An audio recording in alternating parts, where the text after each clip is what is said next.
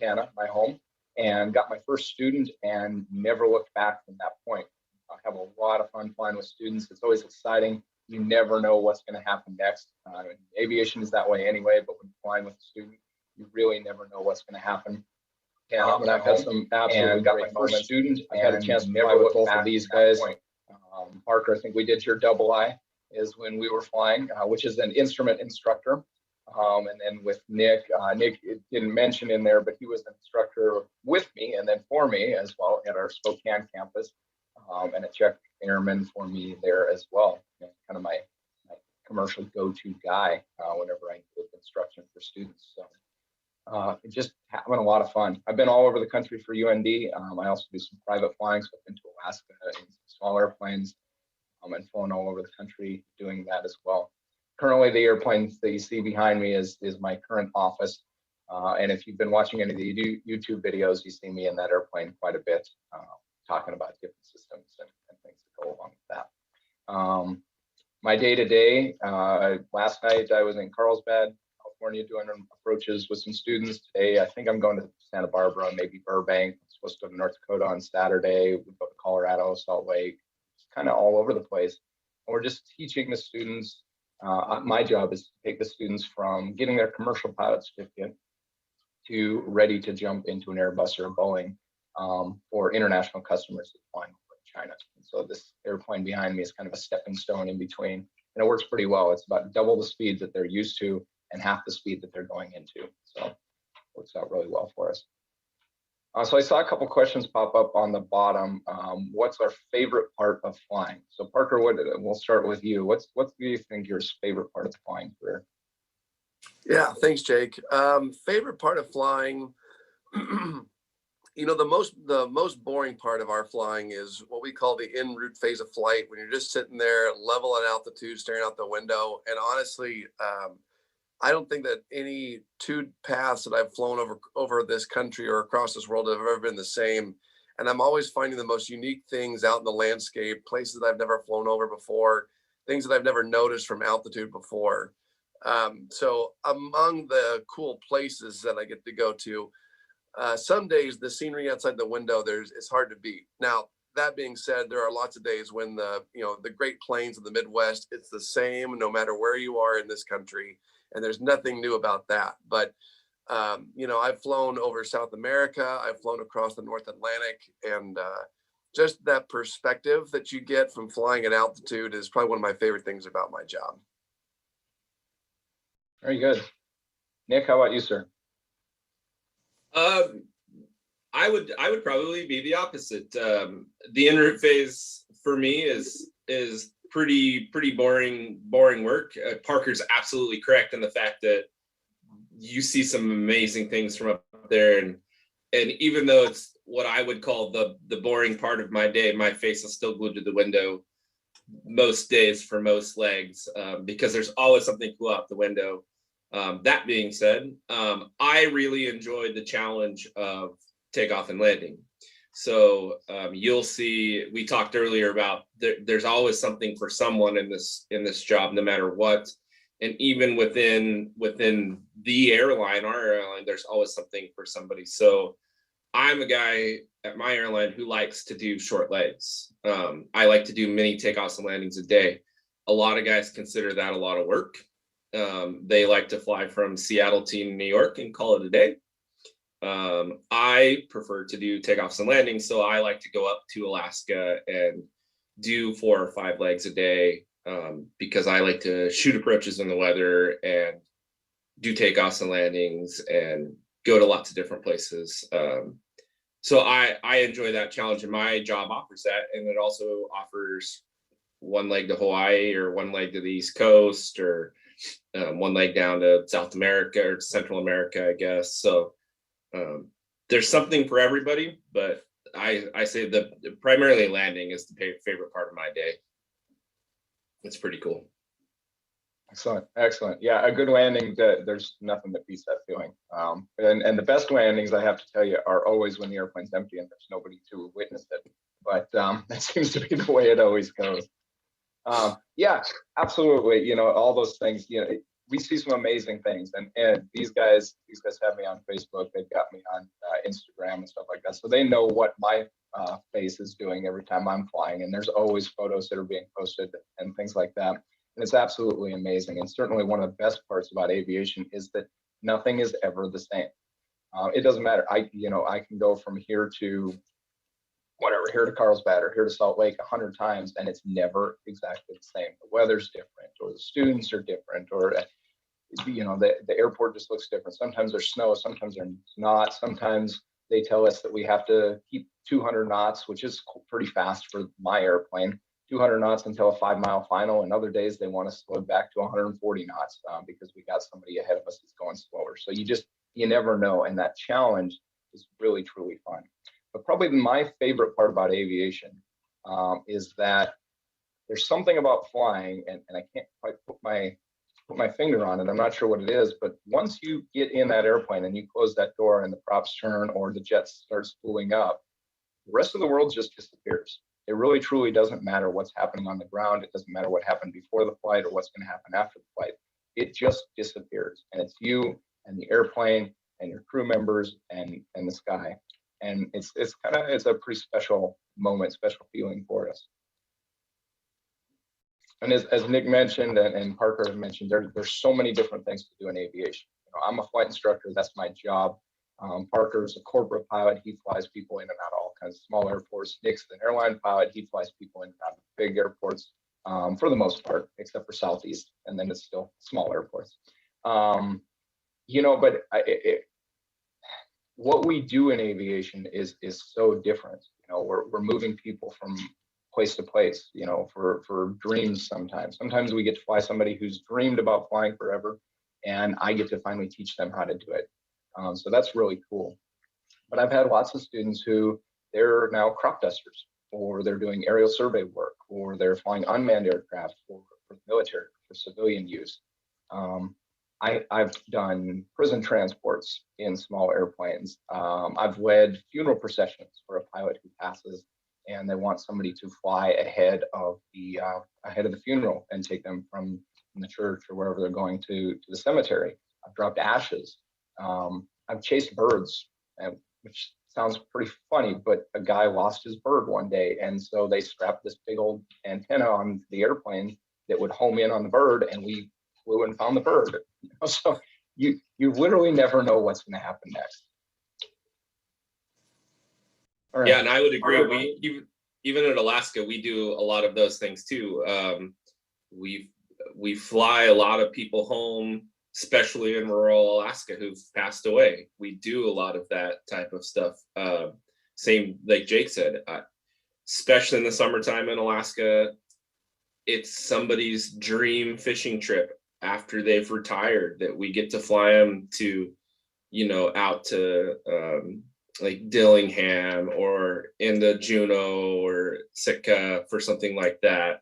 Or same thing with Hawaii, you're taking somebody to Hawaii that maybe only gets 1 week of vacation a year, and this is how they want to spend it. And that's a pretty cool thing.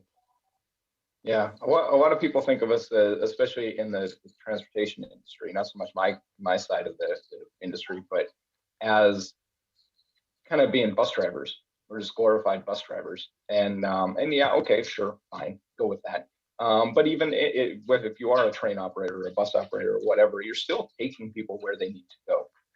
Maybe it's for a job interview, maybe it's for a wedding, maybe it's for a funeral, or maybe it's just to go to work. But nonetheless, we're still getting people where they need to go. And it's pretty cool to be a part of people's lives in that way. Yeah. I know Parker gets to fly a lot of families. Probably doing a lot of Colorado trips right now.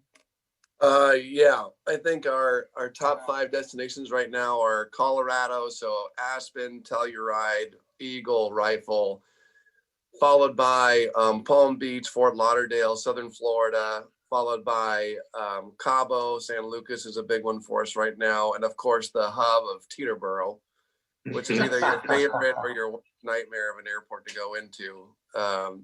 A little bit on the West Coast too, but yeah, because of the travel restrictions and just what traveling looks like right now, we do a lot more families and personal flying right now at FlexJet than we're typically doing. And we've seen a lot less business travel going on right now. So for me, that makes it exciting because I end up in cooler places than not. But it certainly has shifted our passenger loads recently. Excellent. I think I saw a question pop around, something about your scariest moment in flying. Well, you're safe, guys. Neither one of my scariest moments involve flying with you guys. So. Oh, oh man. I wouldn't hold Anybody got a good terror? Man, I don't know that I've had anything that I would really call a terror. I've had some interesting, knock on wood, I've had some interesting encounters.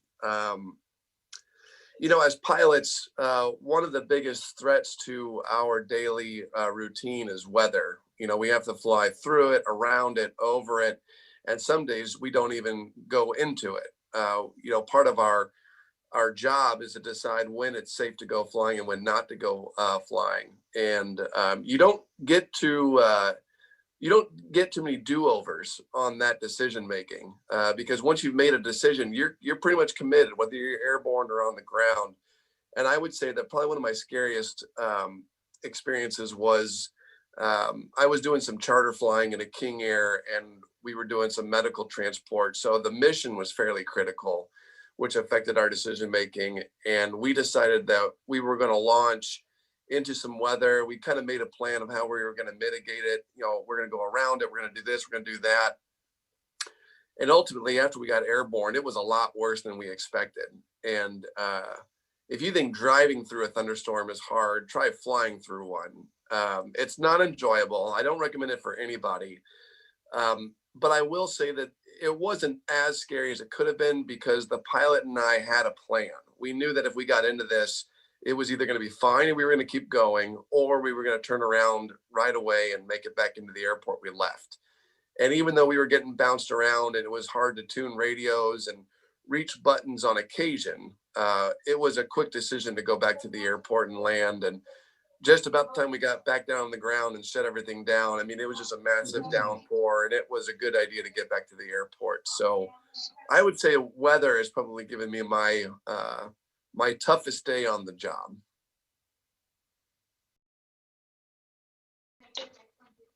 Jake, Excellent. Scary moments. Let's see. I've had some interesting moments. I'll put it that way. I don't know that I can think of any that were necessarily scary. As pilots, we're trained for the worst case scenario. With these new airplanes, it's true. A lot of people say the airplane will pretty much fly itself. And yeah, for the most part, it will, depending on the airplane that you have. But we're there because it doesn't always go that well. Whether it's because the plan changes and the airplane can't keep up, or whether it's because something fails in the airplane as far as avionics or the autopilots. That's really why we're there. And of course, in my side of the world, I'm working with students. And I've done flights, teaching people how to fly in an airplane where they've never driven a motorized vehicle before. Some of our international customers come over from China and they've never driven a scooter, they've never driven a car, they've nothing with a motor on it. And this is their first motorized vehicle. So it can get pretty interesting. And of course, as far as weather goes, when we're training, we kind of look for the bad weather. We don't look for dangerous weather, but we're going to pick winds and runways that maybe necessarily aren't aligned, that you wouldn't normally land on, because we want to teach the students different skills. So, yeah, I mean, I've had some low altitude spins in Cessnas, which is a small training airplane. I've had some high altitude attempted spins in the airplane behind me that I don't need to repeat. And some pretty bad wake turbulence, some wake turbulence rolls behind some big heavy airplanes that we didn't know were there. So I've had some interesting scenarios. I don't know that there were anywhere I was truly afraid or scared or thought that this was the day. Not yet, anyway. Hopefully we'll keep it going that way. How about up in Alaska? Anything crazy up there? It's funny hearing you guys talk because I've been scared in an airplane multiple times. But I was just thinking about talking, and I've got some more stories I could tell, but I could tell you in my day-to-day what scares me the most.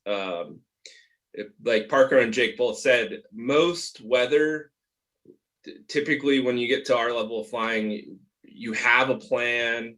You're very cognizant of the weather. You know the capabilities of your airplane, and so you typically can make a plan to mitigate most weather. Like Parker said, sometimes a thunderstorm pops up and you may have to rethink it and maybe change your plan, which is also something that we learned to do, to accept changing our plan. Sometimes we do that. So weather typically doesn't bother me too much because we typically have a plan to deal with it and we have the equipment to deal with it. What scares me the most at my job is something that we call mountain wave in a big jet. And I don't know why. It's probably something that you don't experience flying smaller airplanes. But if anybody knows what mountain wave is, you know, the air is like a river in the sky. And when it crosses over typically the Rockies for us, it sets up a big wave on the lee side, on the far side of the mountains. And when you're up at altitude in a large airplane, you start to surf basically the backside of the wave. And up there, you don't have much airspeed to play with. So you can go from being too fast to too slow really quickly. So I just had a pilot, one of our pilots that I flew with, that just had a wave event where it was so dramatic that they had no flyable airspeed because it was messing with the AOA vanes and things like that. So getting the stall warning at 39,000 feet in a 180,000 pound airplane is not. And the problem with wave is it's very hard to forecast. So you're kind of in the dark with wave, whereas clouds and low ceilings and things like that it's a very known quantity at least. So yeah, that's happened. I had an engine fail one night over the Bering Sea in February. We used to fly from an island off the coast of Alaska to Nome, and about 10 o'clock at night, had an engine shut down for no good reason. So that was a little exciting. Yeah. So I've had that. I've had some big medical emergencies. Captain go into shock basically in the seat, which was pretty scary. So yeah, that's happened. Day to day now, it's there's not a lot that we can't handle, which is a nice feeling. So that's about what I got.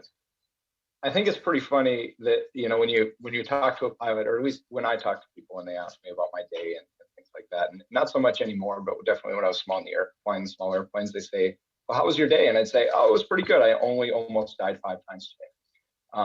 And then, you know, we have a tendency, because our training is so intense on what to do when things go wrong. I mean, when you're in flight training, we do very little training on what to do when things go right, because what do? You just sit there and go for the ride, right? We train a lot on what are you going to do when this goes wrong? What are you going to do when this goes wrong? And we've got checklists for that. And we do scenarios and we do all kinds of things that if we do it right, I tell all of my students, I say, the first thing that you should do in an emergency is, yeah, that's about right. Because that's what we want to do. We want to slow down, we want to relax and just kind of go through it. And as soon as you start to feel scared, or as soon as you start to panic or anything, that's going to be a problem. That might be what gets you. It's not necessarily going to be the emergency, it's what you do. And I tell my guys, it's truly nothing is an emergency. I don't care what it is. Nothing is an emergency until you decide to make it one. And so we kind of have a calm attitude about a lot of different things that I tell people stories and they just freak out. They're like, well, what did you do? How did you deal with that? I'm like, flew the airplane, you know. That's kind of how we do things. I saw a message pop up down at the bottom, mentors that pushed us towards flying. Yeah, exactly. Stay calm, keep calm and fly on, I guess. I didn't necessarily have any mentors that pushed me towards flying or anything. I mentioned that one flight that I went on where I got to sit in the cockpit. It was pretty impactful for me to have the captain and the first officer invite me up there. Not like they weren't going to invite anybody else up, right? But we always feel special when we're the one that gets to go in and kind of show me the buttons and let me sit in the seat and things like that. So I guess that was kind of maybe the moment that kind of pushed me towards maybe I would like this. But I didn't certainly necessarily have any mentors, nobody that was a pilot in my family or anything like that. How about you guys? Yeah, I had I had an uncle that was in aviation, but other than that, I really didn't have any direct contact with aviation other than enjoying air shows and hanging out near the airport when I was little. When I would go visit my grandfather in Indiana, one of his favorite things to do was to get up early in the morning, go have a cup of coffee at the diner, then go out to the airfield and just watch airplanes. And so no real mentorship, but I think one of the other questions we were asked in our prep was, what would you tell your 14-year-old self? And honestly, I came up with listen to your passions. I didn't decide I was going to be a pilot until it came down to crunch time my senior year of high school, when my guidance counselor said, okay, you're about to graduate. No, really, what do you want to do? Like, what's your plan for college? My response was, well, I don't know, I'll do something. And she asked me, well, is there anything that you could imagine enjoying to do for work? And I thought about, the whole flying gig and whatever, but it took some pushing to actually look into what college options were and how I could get flight training taken care of and achieved and everything. And I'm really glad that I went down that thought process and got pushed a little bit into looking at what really makes me happy, or what would I really enjoy doing for work for a long time. Because I wouldn't have survived in a cubicle. I'm not an office kind of guy. I needed to be out doing something interesting. So lean into your passions when you're 14 and figure out what makes you happy and what you would enjoy doing. That's kind of how I got led here. And then just to kind of tack on to one of the other questions about school subjects, I was big into physics, math, the sciences. Those really helped me kind of get prepared for what I needed to do in college to become a professional aviator. And even if you don't do it for college, if you really enjoy the little snippets of aerodynamics and physics and can handle some of the easier math lessons while you're in high school, then you'll fit in with most of the rest of us. Because I took dumbed down mathematics in college. There was regular math, and then there was math for aviators because they knew that we didn't deal with decimal points. So they made it easier for us. But the aerodynamics was cool, and just enjoying those science-based courses really led me to believe that I was going to be in the right industry.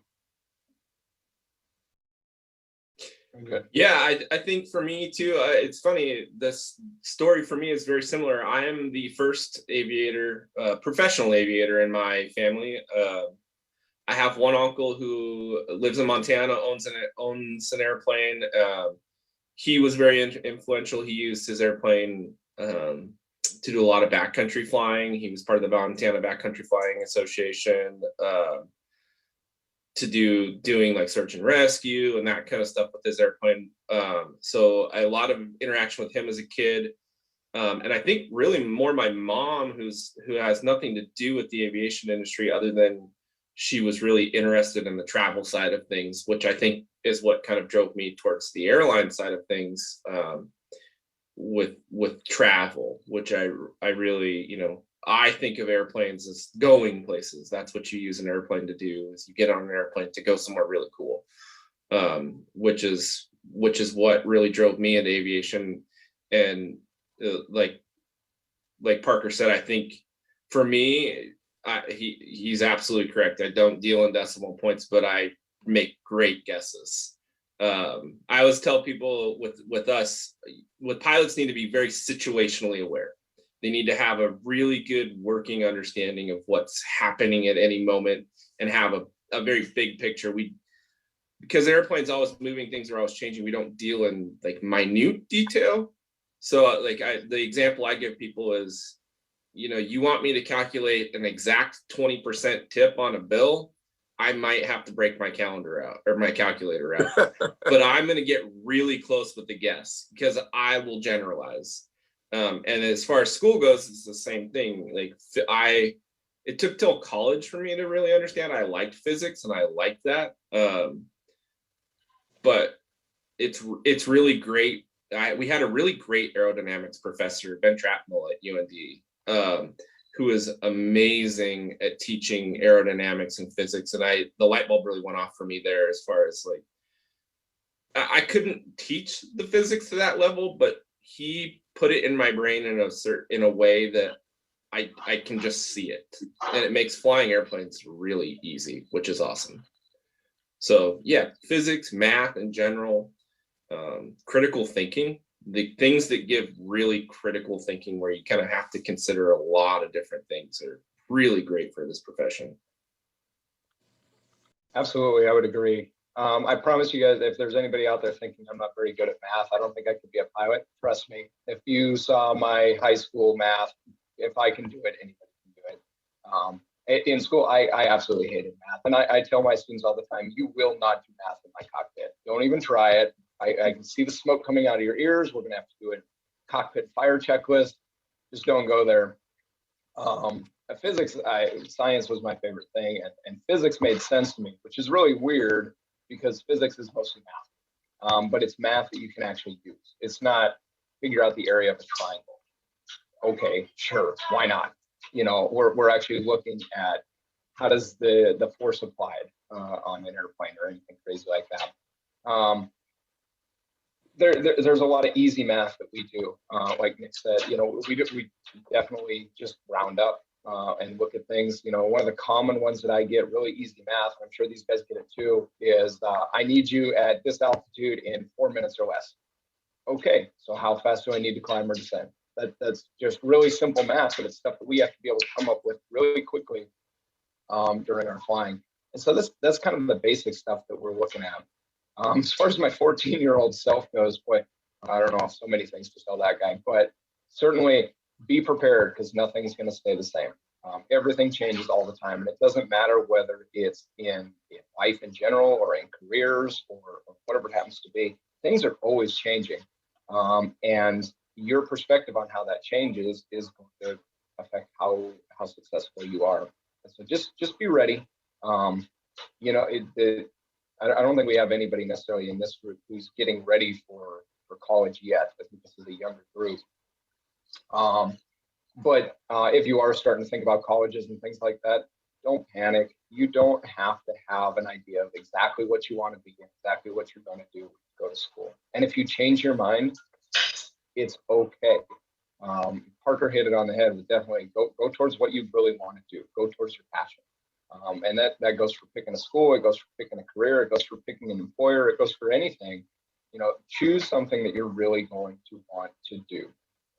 And I know because Nick worked with me for a long time advising students, and we've got students now that we flew with who are airline captains, who are first officers. We got students who are doing all kinds of things. And he's heard me say numerous times, don't just go to the first place that calls just so you have a job. You know, you want to go someplace that you're really going to enjoy and someplace that you want to be. Now, in this industry, we have a lot of stepping stones. You know, especially if you're going airline, you're going to start at a regional to get to a major. You don't just jump to a major airline. For Parker, he didn't just jump into this fancy jet. And by fancy jet, I've seen his jet. It's way nicer than any house I'm ever in. By all means.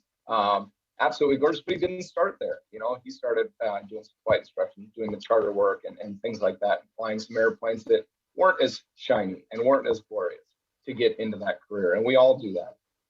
So just be prepared for the change and ride the waves and be ready to go. Yeah, I could feel like I could even add to that. Like, one thing I was thinking about this is if you're interested at all in aviation, aviation is the community in as far as aviation goes is incredible. So if you're interested, walk down to an airport. There's going to be somebody who's going to want to talk about airplanes with you down there. I don't think you have to try very hard to touch an airplane, for lack of a better term, like to get involved in the community just to see if you like it, where I think the aviation community is very open to newcomers and things like that. And then to touch on what Jake said, I absolutely agree. Don't I always ask people when they're asking me career advice, or should I change, or should I go, or what should I do? I ask, well, are you happy? And as long as it makes you happy, then it doesn't really matter that that's not what, somebody else is doing. You want to crop dust for the rest of your career. If that makes you happy, do that. It's really cool. So we've touched on it multiple times. There's so many things in this profession that you can do. And then the other advice I have, guys, especially in the airline industry, is pick an airline that you could spend your rest of your career at, because with the global economy and things like that, you might. Which is why I chose Horizon before I came to Alaska, is because it's in my home. It's flying my people around. And it was somewhere that if I had to, I could spend the rest of my career. Luckily I didn't have to, but it was a stepping stone, but it was also something that I could do forever and could have been very, very happy doing. So that's some good advice from my perspective as well. Yeah, absolutely. I would agree. There's an old joke that it goes something like, how do you know if there's a pilot in the room? These guys both know the answer. You don't have to, they'll tell you. And that is absolutely true. You can call it an ego if you want. You can call it bragging if you want. We call it passion. And whatever you want to call it, it doesn't matter. But it is not hard to get to an airplane. There's little kids that hang on the fence at my airport all the time that I see as I'm walking out. And there is nothing that makes me feel happier than seeing a little kid hanging on a fence looking at airplanes, and I can grab them and pull them out and put them in the back of this airplane. I've got a little buddy that I met out there at our airport 2 years ago, and he was sitting out with his family, because there's a restaurant at our airport, and he was sitting out looking, and was able to, I just walked over and said, hey, you want to go see it? Instead of sitting here at the fence. And his parents were just dumbfounded by this. And so we went and we hung around in the airplane and everything. And now he calls it his Papa Echo, which is the airplane behind me, is 330 Papa Echo. So he calls it his Opie. We'll have a talk about that. But now on his birthday every year, they want to come, and that's his birthday thing, because he wants to come out to the airplane. He wants to come sit in it. And so we get to see the next generation, and that's really cool. I know these guys see it too. You see it walking through the airport, and you can see in people, as they look at the airplanes taking off through the windows or whatever it happens to be, that they feel the same thing that we do. Yeah, totally.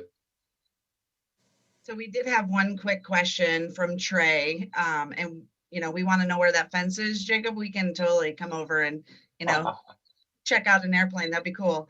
Best field trip Friday ever. But Parker has to take me flying in that fancy jet. So what is the biggest airplane you've ever flown? Did you answer that? I don't know that we did. For me, the biggest one is sitting right behind me. You can see it right here. This is that, or there's some Cessna aircraft that are comparable, but those are pretty much the biggest airplanes that I have personally flown.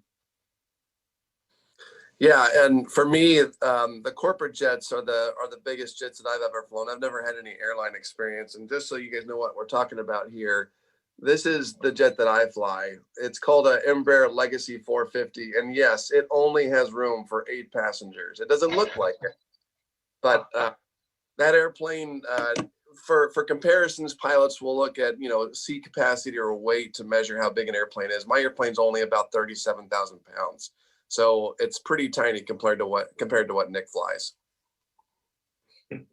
Yeah, so I guess I'm the sumo wrestler of the group, I suppose. Yeah, the 737 is the biggest airplane I've flown. Our 737, I don't have a picture for it, unfortunately, but you can Google it. The 737-900ER, which is the biggest airplane that we fly, has a max takeoff weight of 187,000 pounds. We carry about 48,000 pounds of gas when we're all topped up to go to Hawaii, with 186 people on board, I believe. It's a big airplane, but what I also tell people is, I get the question a lot, is like, what's it like to fly an airplane that big? And I really dumb it down. It's got 2 engines, 2 wings, an elevator, and a rudder, and it flies like an airplane. When we get going, it doesn't. Yeah, there you go. Thank you, whoever did that for me. When you get going, it's an airplane. It just flies like an airplane. It's designed to weigh 186,000 pounds, whereas like Parker said, I think he said 30 some odd thousand pounds. Your airplane's designed to fly like that. So it's going to feel really roughly the same, which is pretty cool. And even in my job, we fly multiple variants of the 737. So I could fly 4 legs in a day and fly really 4 different types of airplanes. And the beauty of it is they all feel like the same airplane. Sometimes I have to look at the dash or the logbook to figure out if I'm in an 800 or a 900. Because once you sit down in the flight deck, it's all the same, which is kind of cool. That is very cool. We had another question from Tegan asking about interest in aerodynamics. Would you recommend anything about the Air Force or otherwise? Oh, that's a good question. I would say personally, you can get a lot of experience and education in aerodynamics and physics, regardless of where you go, whether it's Air Force or not. I would say that the Air Force would be a good place to go if that career path was something that you were interested in. If being part of the Air Force seemed like a good idea, then for sure, absolutely, it would be a phenomenal place to go to. Like the rest of us, a regular 4-year school will have some pretty phenomenal resources as well. I didn't take advantage of all of the aerodynamics courses available to me at the University of North Dakota because my degree preparation was mostly geared towards the flying side of things. But that doesn't mean that you couldn't become an aerospace engineer either. There's a lot of aerospace physics involved in that degree line and requires no flying whatsoever. So to answer the question, no, the Air Force isn't the only place. Is it the best place? Yeah, I think it would be the best place if you wanted a career in the Air Force. But if you'd really just like to dig in deep into aerospace physics, design, construction, then there are lots of other options for you than just the Air Force.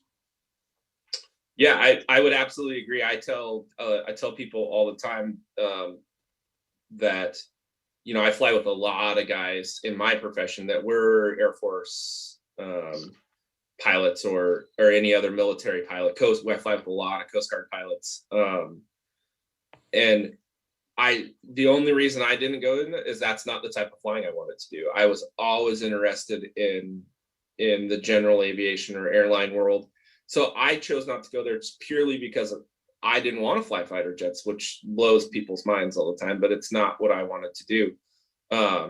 But I fly with tons of great guys that came out of the military, and it's a great way to learn how to fly if that's what you want to do. If you want to do that type of flying, it's just different. And even like we've talked so many times within the military, you could go in and just be a general pilot, but if you wanted to really get into the weeds, you could go to test pilot school in the Air Force or Navy and know 1,000 times more about aerodynamics than I ever will, if you wanted to do that. And then that opens so many other doors. So you're going and working for Boeing as a test pilot when you're done in the military, or there's just so many different paths to get into that. Yeah. You could fly C-17s, you could go fly F-18s, you could go fly the C-130 for the Coast Guard. There's so many different things. You could even do rotary, but I wanted to highlight the C-17. This is what I thank you to the Air Force for getting us out of Afghanistan. That's where we throw it in. So shout out to the Air Force there. Yeah, and Jake even said it too. My father-in-law is an engineer for Boeing. He has his pilot's license, but he engineers tools for Boeing to help them build their airplanes. But he's in the aerospace world. He's a good guy to know because I've got to go to the Boeing factory multiple times, which is pretty cool. Some pretty cool stuff, and they do some really cool engineering. And my wife just went with him to New Orleans today because he's buying a house because he took a new job on a Boeing rocket program. So he worked on the 787. He's been on all the other different lines. He's literally engineered tooling to build the 787, and then the next day he engineers tools to make sure the wheels work on the carts there. He does all sorts of crazy stuff, and then now he's going to go work on a rocket program. So all aerospace engineering stuff, and he doesn't fly airplanes. So there's even that sort of the thing. Yeah, you bring up a great point for those students that maybe, they don't necessarily want to be the pilot. There are tons of manufacturing opportunities here in Arizona that support all the components that go into aircrafts, from the dashboard and the control panel and all of the elements to the actual seats and the seat belts and the wings. And, I know, Jake, you made some videos for us, and we're going to learn about the edges of the wings with the, rubber flap or whatever you call it.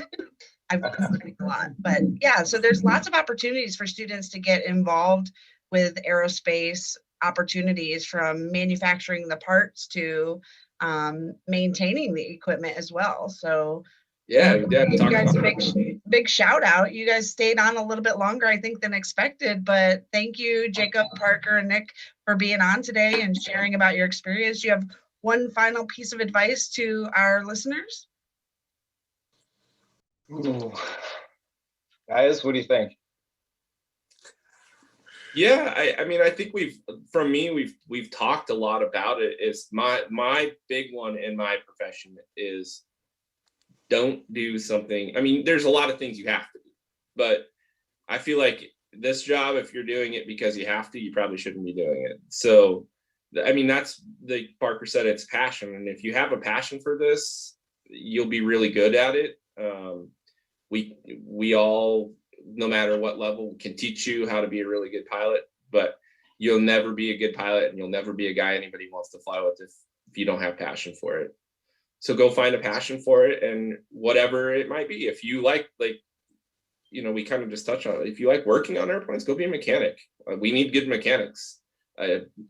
My favorite mechanic that we have at Alaska is in Juneau, and I know who he is because he's really good at his job, and he loves it, and he loves coming out and talking airplanes with us, and he has passion for it, and he's really good at it, and we all enjoy working with him, which is awesome. So yeah, that's my advice. Yeah, I would echo a lot of what Nick said.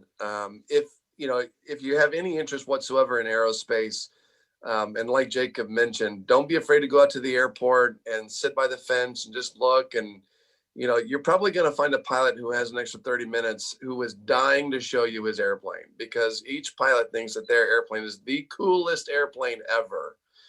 And even if there isn't anybody like that, there are lots of flying clubs, flying schools, places where you can go spend $50, $75, or even $100 just to go fly around in an airplane for 30 minutes, and my first discovery flight was in a biplane, and I was sold before the engine started. I got strapped in and, got to look around. I'm like, yep, this is the kind of office I want, and then we went flying, and it was the best thing ever. So, look into discovery flights. You won't regret it at all, or it'll, cement the theory in your mind that maybe flying isn't for you. But if you still enjoy airplanes and being around them, then engineering, manufacturing, production, design, research and development, there's probably another sector in aerospace that'll be just as exciting for you. So reach out and touch an airplane for me, would you? Yeah. And I guess I would finish it up. I would give the same advice I give to everybody that comes in my office looking at starting flight school or anything else, is that if you are getting into aviation to get rich, or because you think it's the coolest thing ever and people will think you're cool for doing it, get out, go now. Don't waste your money, don't waste your time. But if you're getting into aviation because you love it, that's all that matters. We'll welcome you in at all times. Now, as pilots, of course, we know that we are the coolest people that walk, but that's neither here nor there. Exactly, we will. With our big watch and our big sunglasses. That's right. Yeah. But definitely.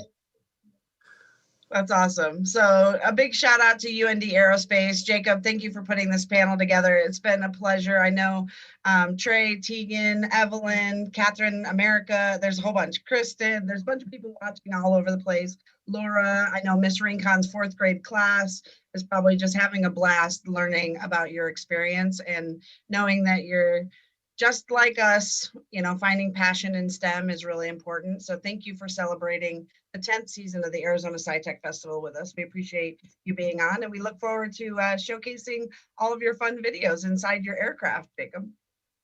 Excellent. And Nick's got a video on there as well as Parker. So, and if there is a video that you guys want, you know, send us a message and we'll see what we can do for you. Oh, that's a great invitation to everybody who's listening in. If you have something you want to see inside of these aircrafts, let me know. Contact us at scitechinstitute.org, and we will reach out to these pilots and make sure they show us inside. Well, in that case, I definitely need to see the inside of Parker's aircraft since he's got the coolest one. Well, I don't know. Nick said he had the sumo wrestler, so. Well, yeah, I'm the heavyweight of the group. That's incredible. All right. Well, thank you, gentlemen. Thank you all for tuning in. And we are headed over to Embry-Riddle, some more aeronautical engineering probably. So thank you so much. School for that. Yeah.